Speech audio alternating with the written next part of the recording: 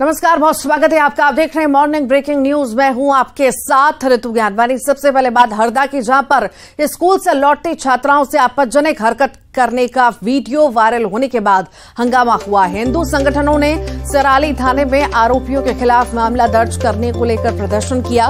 बताया जा रहा है कि 4 युवक सोशल मीडिया पर वीडियो कॉल की मदद से बातचीत करते थे। इसी दौरान एक युवक रास्ते में स्कूल से लौट रही छात्राओं को दिखाने लगता है और उनके पीछे चलते हुए आपत्तिजनक हरकतें करते हुए अमर्यादित शब्द कहता है। हंगामा होने के बाद सराली थाने में 4 युवकों के खिलाफ मामला दर्ज कर लिया गया है।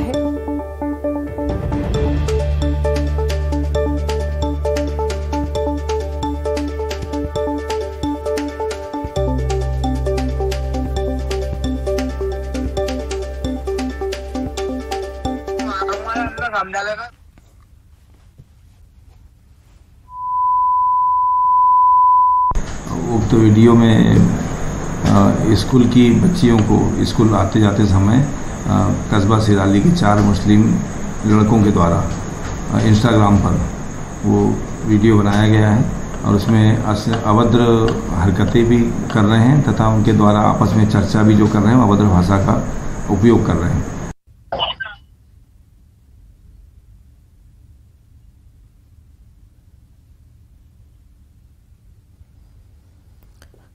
तो स्कूल से लौटती छात्राओं के साथ अश्लील हरकत की गई और वीडियो कॉल कर रहे युवक ने अश्लील हरकत की है।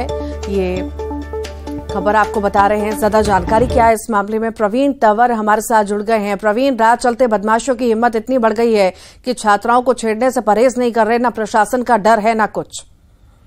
जी बिल्कुल, आपने बिल्कुल सही कहा कि जिस तरीके से आए दिन इस तरीके की घटनाएं सामने आ रही है, सोशल मीडिया पे इस तरीके के वीडियो वायरल हो रहे हैं, वो निसंदेह इस बात को कहा जा सकता है कि जो बदमाश हैं उनके हौसले बुलंद है।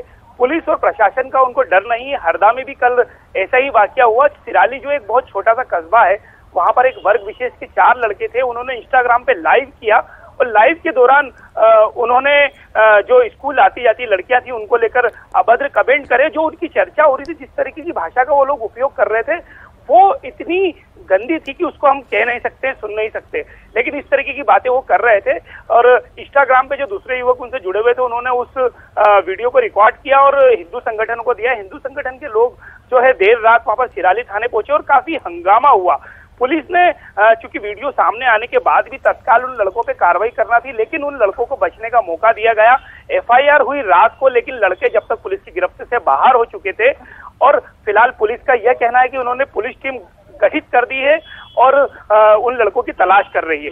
लेकिन ये जो वाकया है, ये एक बार फिर सवाल खड़े करता है पुलिस की कार्यप्रणाली पर, क्योंकि हरदा में पिछले अभी 4-5 दिन पहले भी एक वाकया आया था जिसमें स्कूल जाती हुई लड़की को गोद में उठाकर जो है बदमाश ने छेड़खानी की थी और उसके साथ गलत हरकतें की थी। पुलिस को इस मामले में 8 महीने पहले सूचना थी कि स्कूल आती जाती लड़कियों के साथ इस तरीके के वाकयात होते हैं, लेकिन पुलिस ने कार्रवाई नहीं की और यही कारण था कि आए दिन इस तरह की घटनाएं सामने आ रही हैं। जी ठीक, बहुत बहुत शुक्रिया प्रवीण जानकारी को साझा करने के लिए। बैतूल में 3 आदिवासियों को मुर्गा बनाकर पिटाई करने का मामला सामने आया है। मामला डगडगा गांव का है और वन विभाग के 2 कर्मचारियों पर पिटाई के आरोप लगाते हुए पीड़ितों और 15 गांवों के आदिवासियों ने जिला मुख्यालय पर प्रदर्शन किया। पीड़ितों की माने तो वो अपने खेत में काम कर रहे थे, तभी वन विभाग के एक नाकेदार और चौकीदार ने आकर तीनों को नाके चलने को कहा और वहां पहुंचने पर तीनों को मुर्गा बनाकर पीटा। मामला गंभीर होते देख पुलिस ने पीड़ितों के बयान लेकर जांच शुरू की है। खेत में जोताई कर रहा था तो नाकेदार ने आया, वहाँ मारा पीटा, पीछे हाथ बांध दिया था, नाके तक लेके मारा और 15 मिनट मुर्गा बनाया था। क्या बोल रहे थे वो? जंगल मार जो तो करके बोल रहा था। हमारे 15-16 साल से हमारे कब्जा है, इसमें पेड़ पौधा भी लगा है, इसमें अनाज भी डाल रहा है और इसके अंदर इनको 2-4 बंगालियों और नाकेदार ने वहाँ पे नांगल काटा और मारा भी। मारने के बाद फिर नाके ले गया, नाके में भी बांध के मारे हैं। इनका कहना है कि हम लोगों को वन विभाग वालों ने मारपीट किया है, तो मैं अभी इनसे ये जिसको मारपीट किया इनसे आवेदन ले लेती हूँ और जांच के बाद जो विधि संगत कार्रवाई हो मैं बिल्कुल कर दूंगी। और ज्यादा जानकारी के लिए ऋषु नायडू हमारे साथ जुड़ गए हैं। ऋषु, क्या है पूरा मामला, बताइए विस्तार से। देखिए, ये जो पहली बार इस तरह का विषय सामने नहीं आया बैतूल में, वन विभाग और आदिवासियों के बीच इस तरह के कई मामले आए दिन सामने आते रहते हैं। ये जो मौजूदा मामला है, इसमें आदिवासी जो है वो जिस खेत पर पिछले 15-20 साल से जिस खेत को जोत रहे हैं, वन विभाग का ये कहना है कि ये अतिक्रामक हैं। लेकिन अगर ये अतिक्रामक है आदिवासी, तो विधि सम्मत कार्रवाई वन विभाग को करना चाहिए। लेकिन इस तरह से गुंडागर्दी की गई वन विभाग द्वारा, उन्हें गैर कानूनी तरीके से हिरासत में लिया गया और मुर्गा बना के बुरी तरह से पीटा गया। यदि आदिवासी अतिक्रामक भी हैं तो उसके लिए कानूनी प्रावधान है उन्हें वहां से बेदखल करने के लिए। लेकिन जिस तरह से गैर कानूनी तरीके से वन विभाग आए दिन इस तरह की कार्रवाई करता है, इससे आदिवासी और वन विभाग के बीच संघर्ष भी बढ़ रहा है। और एक तरह से देखा जाए तो आदिवासियों को लगातार यहाँ पर वन विभाग पर जो आरोप लग रहे हैं प्रताड़ना के, वो भी इस तरह के मामलों से साबित होते हैं। फिलहाल जो है पुलिस ने मामला दर्ज किया इस मामले में और बयान भी लिए हैं पीड़ितों के। पुलिस का ये कहना है कि जल्द से जल्द जांच के बाद जो है आगे की कार्रवाई की जाएगी। और अभी वन विभाग की तरफ से इस मामले को लेकर कोई भी रिएक्शन नहीं आया है। ठीक, बहुत बहुत शुक्रिया ऋषु। प्रियंका गांधी आज ग्वालियर में सभा को संबोधित करेंगी। 1 महीने में प्रियंका गांधी का मध्य प्रदेश का ये दूसरा दौरा है। प्रियंका गांधी के दौरे को लेकर तैयारियों को अंतिम रूप दिया जा रहा है। सिंधिया के गढ़ में कांग्रेस के चुनावी अभियान का प्रियंका आगाज करेंगी। प्रियंका गांधी सबसे पहले महारानी लक्ष्मीबाई की समाधि स्थल पर जाएंगी और पुष्पांजलि अर्पित करेंगी। इसके बाद जन आक्रोश रैली को संबोधित करेंगी। रैली को भव्य बनाने के लिए कांग्रेस ने कई तैयारियां की हैं। 10,000 से ज्यादा बसों में से जो है मेला ग्राउंड पर कार्यकर्ता पहुंचेंगे। वहीं 5,000 ट्रैक्टरों से किसान इस रैली में शामिल होंगे। 20,000 से ज्यादा कार और जीप से भी पूरे प्रदेश से कांग्रेस कार्यकर्ता यहां आएंगे। ग्वालियर एयरपोर्ट पर पीसीसी चीफ कमलनाथ के अलावा दूसरे वरिष्ठ नेता प्रियंका गांधी का स्वागत करेंगे। कहा ये जा रहा है कि ग्वालियर चंबल संभाग की सभी सीटों पर जीतने का कांग्रेस ने लक्ष्य रखा है। जबलपुर के बाद ग्वालियर में प्रियंका गांधी की ये दूसरी बड़ी सभा होने जा रही है।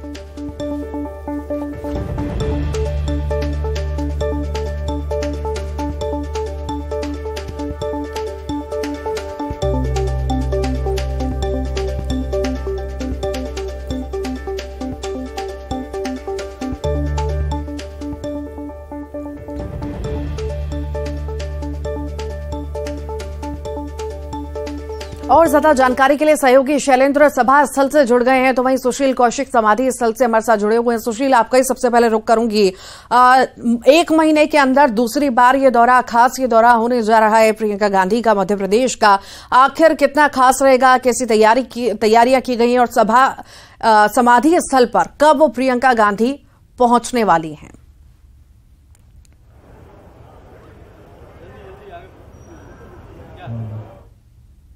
चुनावी बिगुल फूकेगी। और आपको यहाँ तैयारियों के बारे में बता दें कि इस वक्त रानी लक्ष्मीबाई समाधि स्थल पर जो है पूरी तरह से सुरक्षा व्यवस्था तैनात की गई है। ये देखिए, ये रानी लक्ष्मीबाई समाधि स्थल का मुख्य द्वार है जहाँ से प्रियंका गांधी यहाँ प्रवेश करेगी और उसके बाद ये समाधि स्थल है। इस समाधि स्थल पर जाएगी। जाने के बाद यहाँ प्रियंका गांधी यहाँ रानी लक्ष्मीबाई की समाधि पर इस जगह पुष्पांजलि अर्पित करेगी और उसके बाद जो है यहीं से तिरंगा सम्मान के लिए शपथ लेंगी।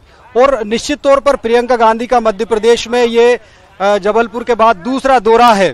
ऐसे में समझा जा सकता है कि कितना अहम दौरा है, ना सिर्फ कांग्रेस के लिए, प्रियंका गांधी के लिए, बल्कि ग्वालियर चंबल अंचल से प्रियंका गांधी चुनावी बिगुल फूकेंगी और उसकी जो भूमिका है वो रानी लक्ष्मीबाई केंद्रीय भूमिका में रहेगी ग्वालियर चंबल अंचल चुनाव में।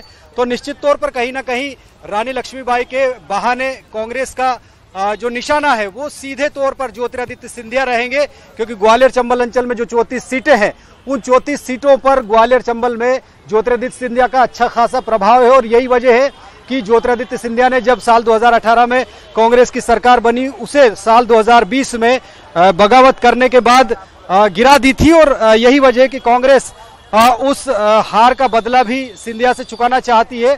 और ऐसे में सिंधिया के गढ़ में घेरने के लिए जिम्मेदारी कांग्रेस ने प्रियंका गांधी को सौंपी है। और निश्चित तौर पर प्रियंका गांधी एक ऐसा चेहरा है जो कांग्रेस के लिए युवा ऊर्जावान चेहरा है, और ज्योतिरादित्य सिंधिया को टक्कर देने के लिए कांग्रेस ने प्रियंका गांधी को मैदान में उतारा है। और कांग्रेस को उम्मीद है कि सन 1972 में सबसे ज्यादा सीटें जब कांग्रेस ने यहाँ ग्वालियर चंबल अंचल में 26 सीटें जीती थी, उस दौर में जो ग्वालियर चंबल अंचल में 31 सीटें हुआ करती थी, सबसे बड़ा आंकड़ा था कांग्रेस का। उसके बाद सन 1980, उसके बाद 2018 में लौटूंगे आपके पास। शैलेंद्र भी लगातार हमारे साथ जुड़े हुए हैं, सभा स्थल पर मौजूद हैं। शैलेंद्र, खास ये दौरा होने जा रहा है, रैली होगी और बड़ी सभा का आयोजन किया जा रहा है। आखिर सभा स्थल पर आप हैं, किस तरह की तैयारियां की गई हैं, किस समय प्रियंका गांधी पहुंचेंगी, किस तरह से स्वागत होगा, तस्वीरें दिखाइए।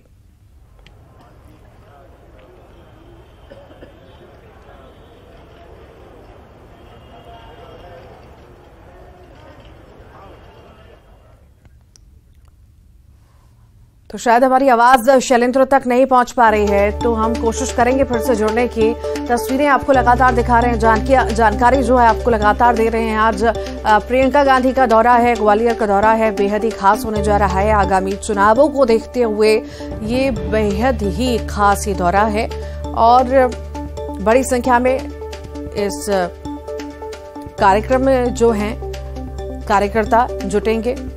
प्रदेश भर से जन आक्रोश रैली को प्रियंका जो है संबोधित करने वाली हैं। रानी लक्ष्मीबाई समाधि स्थल पर भी पहुंचेंगी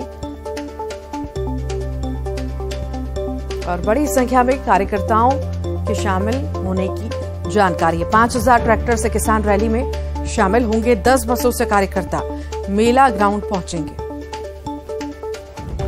तो आज ग्वालियर का दौरा है प्रियंका गांधी का, बेहद ही खास, बेहद ही महत्वपूर्ण ये दौरा होने जा रहा है। और एक बार फिर हमारे साथ सहयोगी शैलेंद्र जुड़ गए हैं। शैलेंद्र सभा स्थल पर मौजूद हैं। शैलेंद्र, आखिर किस तरह की तैयारियां प्रियंका के स्वागत के लिए और जन आक्रोश रैली के लिए, किस तरह की तैयारियां, बताइए, तस्वीरें दिखाइए।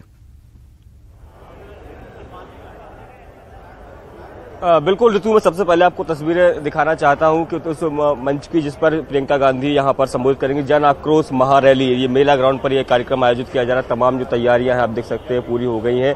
अब जो कल से ही लगातार यहाँ तैयारियों का सिलसिला जो लगातार जारी था और मंच को अब अंतिम रूप दे दिया गया। अगर दूसरी तरफ अगर बात करते हैं तो इस पूरे अंचल से लगभग 1 लाख लोगों को का लक्ष्य जो है वो यहाँ पर रखा गया कि लगभग 1 लाख लोग यहाँ पहुंचेंगे। तो ऐसे में व्यापक व्यवस्थाएं जो है वो यहाँ पर की गई हैं। स्वागत की तैयारियों को लेकर कहे तो पूरे शहर में बैनर पोस्टर जो है वो लगाए गए हैं। हर चौराहे पर बैनर पोस्टर लगाए गए हैं ताकि जिस जिस जगह से वो गुजरे वहां पर उनका स्वागत किया जाएगा। अलग अलग जो कार्यकर्ता है, जो नेता है, वो अपने अपने जो कार्यकर्ताओं के साथ रैली के तौर पर यहाँ पहुंचेंगे। लगभग 11:30 बजे वो यहाँ पर जब वो पहुंचेंगे तो उस समय की तैयारियां जो है वो पूरी हो चुकी है। ये महत्वपूर्ण है कांग्रेस के लिए क्योंकि ये गढ़ जो है वो बीजेपी का गढ़ कहा जा सकता है। क्योंकि हालांकि 2018 में कांग्रेस को यहाँ विजयश्री हासिल हुई थी, लेकिन उसके बावजूद भी जिस तरीके से बीजेपी के तमाम दिग्गज एड़ी चोटी का जोर लगा रहे, तो ऐसे में कांग्रेस के लिए ये रैली बहुत महत्वपूर्ण रहने वाली है। क्योंकि चाहे वह जबलपुर की रैली हो जिसमें 5 गारंटी की बात की गई थी, और यहाँ भी संभवतः वही सब बातों को लेकर बात होगी। मध्य प्रदेश के तमाम जो मुद्दे हैं उनको लेकर प्रियंका गांधी बात करेंगी। और ठीक, शैलेंद्र, बहुत बहुत शुक्रिया जानकारी को साझा करने के लिए। आगे बढ़ते हैं, इंदौर से बड़ी खबर की बात करते हैं। भारी बारिश के चलते स्कूलों की छुट्टी घोषित की गई है। कलेक्टर एलएआ राजा ने सभी स्कूलों में छुट्टी घोषित की है। स्कूल संचालकों को बच्चों की सुरक्षा के संबंध में एहतियात बरतने के निर्देश भी दिए हैं।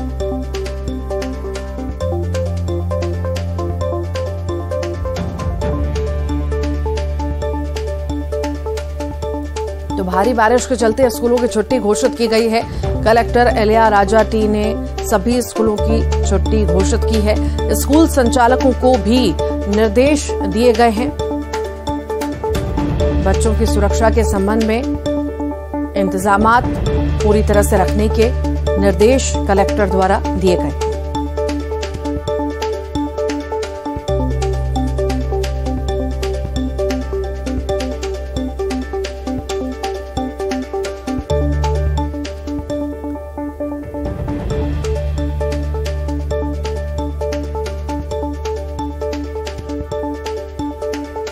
तो तो बच्चों की सुरक्षा के संबंध में एहतियात बरतने के निर्देश कलेक्टर द्वारा दिए गए हैं। बता दें, भारी बारिश के चलते इंदौर में बच्चों के स्कूल की छुट्टी घोषित की गई है।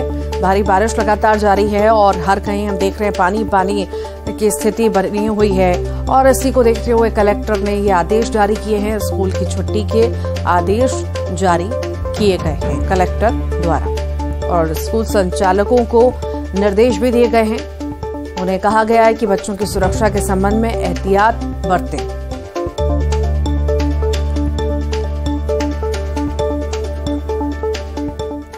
और ज्यादा जानकारी के लिए अरुण हमारे साथ जुड़ गए हैं। अरुण, भारी बारिश के चलते कलेक्टर ने निर्देश जारी किए स्कूल की छुट्टी के। आखिर कितने दिन की छुट्टी या सिर्फ आज की ही छुट्टी के निर्देश हैं? देखिए, जिस तरह से बारिश का माहौल बना हुआ है और आज जिस तरह से सुबह से बारिश हो रही थी, उसको देखते हुए छुट्टी के आदेश जारी किए हैं कलेक्टर एलआईए राजटी ने। लेकिन जब ये आदेश जारी हुए तब तक कई बच्चे स्कूल जा चुके थे। कई स्कूलों में कक्षाएं लग रही थी। कई पेरेंट्स थे वो परेशान हुए जब उनको पता लगा कि छुट्टी हुई, तो वो वापस स्कूल में अपने बच्चों को लेने पहुंचे, जबकि स्कूलों ने कोई ऐसी व्यवस्था नहीं की थी कि वापस उनके बच्चों को घरों पर छोड़ा जाए। हालांकि बच्चों की सुरक्षा को देखते हुए ये छुट्टी घोषित की गई है, लेकिन जो आदेश जारी हुआ उस आदेश को स्कूलों तक पहुंचने में देरी हो गई। यही वजह थी कि अधिकतर स्कूलों के बच्चे जिन्हें सुबह 7 बजे 7:30 बजे स्कूल पहुंचना था, वो स्कूल पहुंच गए। लेकिन कलेक्टर का आदेश था, इसलिए स्कूलों से पेरेंट्स को फोन पहुंचे कि आप वापस ले जाओ। तब उनके पेरेंट्स भीगते पानी में स्कूल पहुंचे और बच्चों को वापस लेकर आए। तो इससे तो और ज्यादा परेशानी हो गई छुट्टी की बजाय कि बच्चों को दो बार स्कूल भी जाना पड़ा और घर वापस आना पड़ा। उनके पेरेंट्स को भी परेशान। ठीक, बहुत बहुत शुक्रिया अरुण। सीहोर से बड़ी खबर है। बारिश के चलते इछावर का हरिया खेड़ी बना है टापू। लगभग 6 गांवों का तहसील मुख्यालय से संपर्क टूट चुका है। फिलहाल बारिश जो है थमी है। प्रशासन अलर्ट नजर आ रहा है।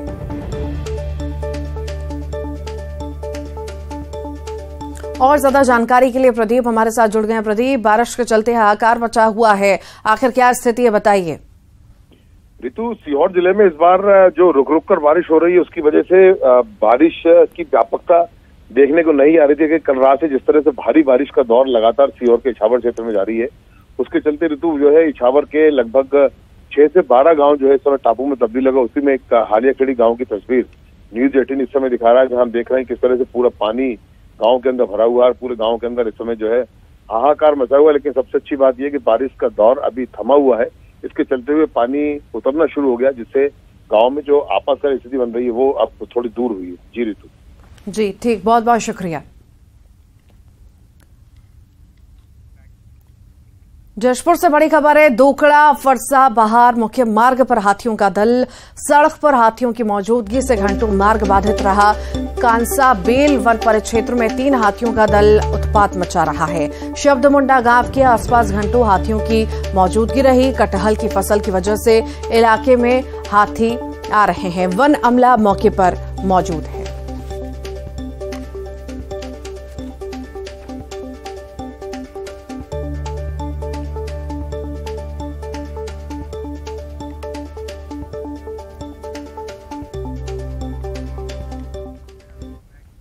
जबलपुर से बड़ी खबर है। भूतपूर्व सैनिक ने खुद को गोली मारी है। अपनी लाइसेंसी पिस्टल से खुद को गोली मारी है। बता दें, गंभीर हालत में मेडिकल अस्पताल भर्ती कराया गया।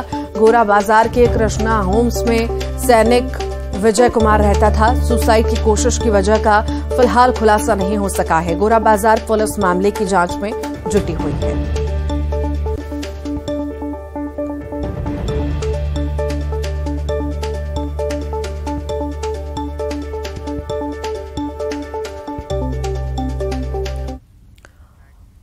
और इसी के साथ ही मॉर्निंग ब्रेकिंग न्यूज में इतना ही।